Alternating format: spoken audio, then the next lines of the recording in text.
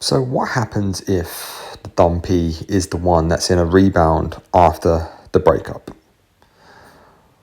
What happens to the dumpee if they get in a rebound? Is it the same as the dumper having a rebound?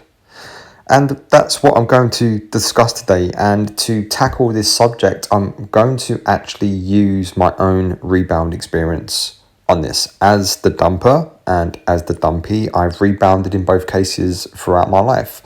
So stick around and find out what I went through and how I dealt with it and why it's never a good idea to rebound if you're the dumper or the dumpee. With that said, it's time for the intro. Welcome back to the Love Fix, guys. It's Nick, as always, doing my best to get you through your breakups as easily and as healthily as possible, with a smile on my face, with compassion but no BS. If today's video is not enough for you, you can join my free Facebook group. Just go to Facebook, type in the Love Fix Breakup Recovery and join the community there. If that is also not enough and you need some extra help one-to-one because you're really going through it at the moment, you can reach out to me at thelovefix20@gmail.com and we can arrange a one-to-one voice coaching session. So let me tell you about my rebound story. Okay, I've rebounded twice in my life, and once as the dumper and once as the dumpee. But today I'm going to be talking about my rebound as the dumpee. So for this, there's a little bit of a backstory, so bear with me and I promise it will make sense and it will get good.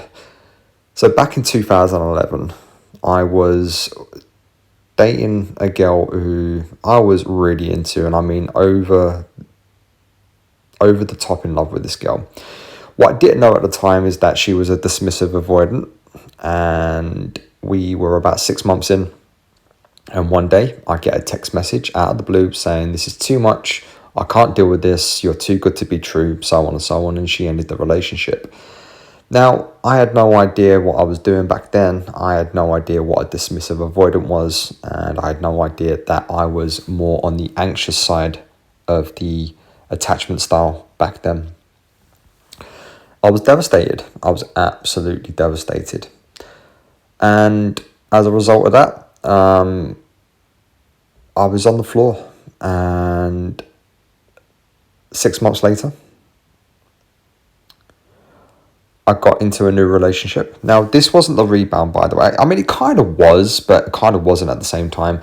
I got into a relationship with a woman that I wasn't particularly attracted to physically or emotionally, and we had a long-term relationship. So I guess it was a rebound as well, because I wasn't over the dismissive avoidant. I was still very much in love with her. I was in a lot of pain.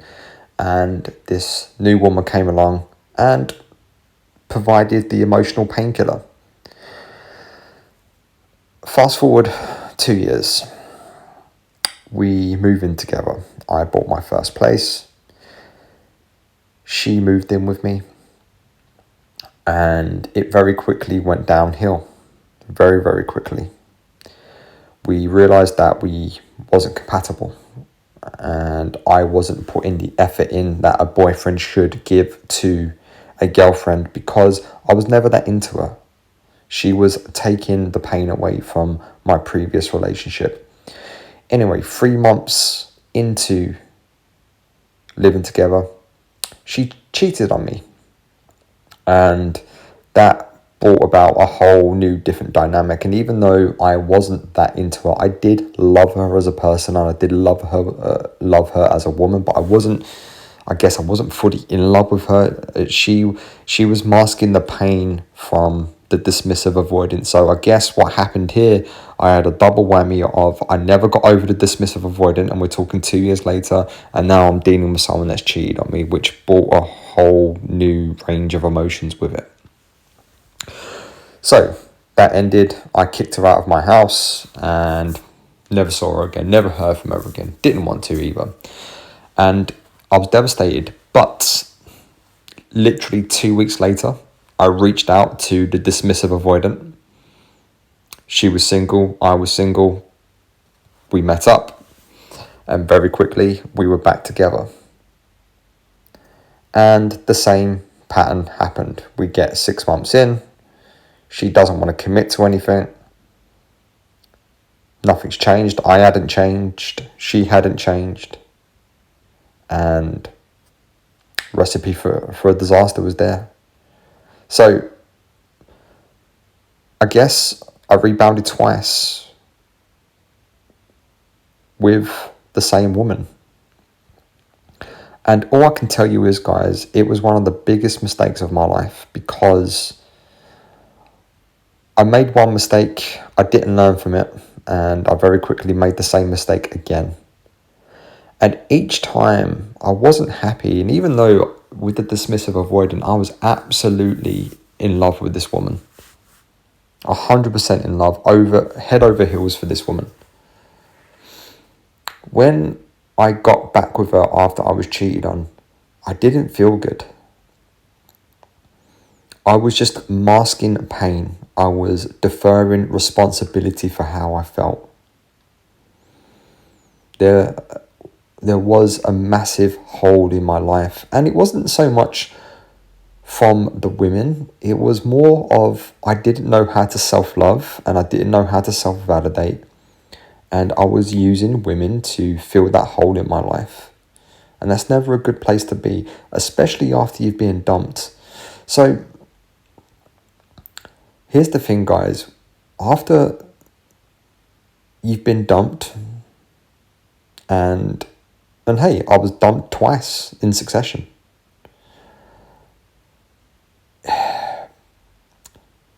There is a strong human need to feel wanted, to feel validated, and we very quickly outsource that to someone. But that's the most idiotic thing that we can do. And this ties in with being the dumper as well, because when I have been the dumper and I have rebounded, I have felt awful. I did not feel good. I felt okay for a few months, yes, because that person was taking the pain away. But it very quickly comes back to haunt you. And this is why rebounds are never good. It doesn't matter if you're the dumper or the dumpee. You're going through different journeys and you're going through different versions of that pain, but nonetheless, pain is pain. And ultimately what that says is that I can't deal with this breakup, so I'm going to audition someone to take that pain away. I'm going to employ that person to validate me, to love me, because I don't know how to do it myself, so I will outsource it. And that, in a nutshell, is a rebound. So it doesn't matter if you're the dumper or the dumpee, rebounds are never good. They never work. As in, they never work as in, how can I put this? They don't work because you're not learning from the mistakes. You're not learning to self-validate. You're not learning to self-love. So that's why they don't work, because you're not taking responsibility for how you feel. So time does not equal success. So I don't care if you are the dumper or the dumpee listen to this, and I don't care if you're on a rebound right now. I'm telling you right now that your rebound already failed because you outsourced it. Now, you might have been with the rebound for a year, 2 years, 5 years, 10 years. When I say rebounds never work, I'm not referring to the length of the relationship.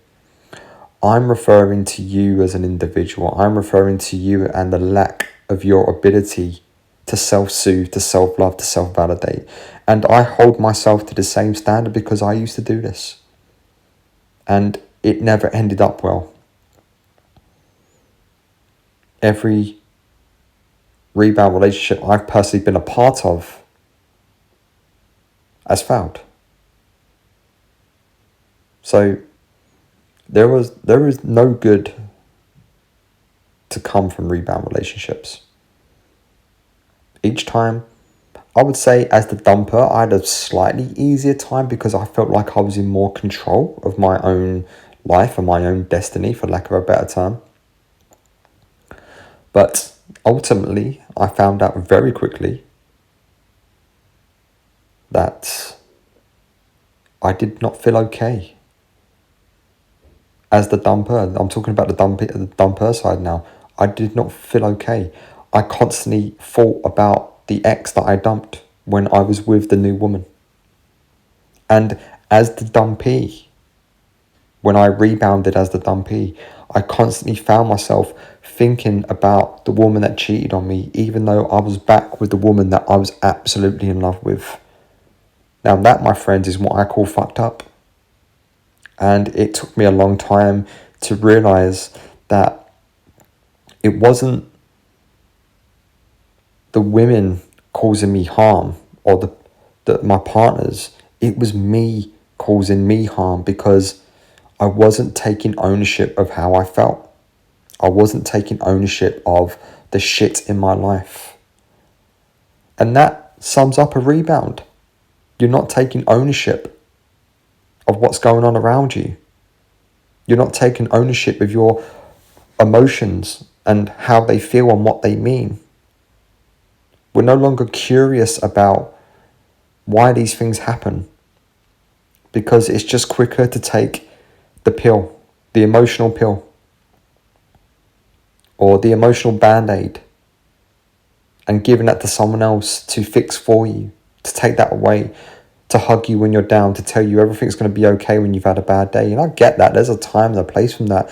But I want that from the woman that I'm partners with, that I've got my shit together, she's got her shit together, and we are each other's chief support, but we're not there to fix each other's bullshit.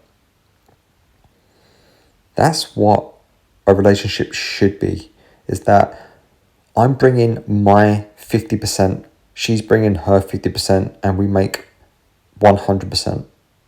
Because here's the thing, guys, if you bring 100% to a relationship and your partner is taking 100%, that means they are on 0%, and that means they've got 0% to give back because they are sucking you dry. But what should be happening is say, hey, I've got 50% available to give to someone. And the reason you've got 50% available to give to someone is because you've got your shit together, you've got a good life, you've made a great single life. And that, my friends, is what is attractive. And you should be seeking out those who also are doing the same thing, that they've got 50% capacity, 50% available to give to a relationship, but they're still keeping 50% back for their life, for their bullshit, for their career, for their friends, their family, their wants, their needs, their pursuits, their hobbies. You cannot give 100% to a relationship. It will fail. You can only give at most 50%. Any more than that, then you are neglecting yourself. And this is why rebounds happen. Is because we no longer take care of us first. And I've said this before. What do they say on airplanes going through the crash procedure? Put your oxygen mask on first before you help someone else. Because, guys, if you do not help yourself, you are less than useless. And that's all I've got for today. I hope this has been helpful. And if you've enjoyed this and you'd like to help me out, hit the like button, hit subscribe. It will push this out to more people and it'll help grow the channel. And I'll be eternally grateful. As always, you are enough. And I'll see you on the other side.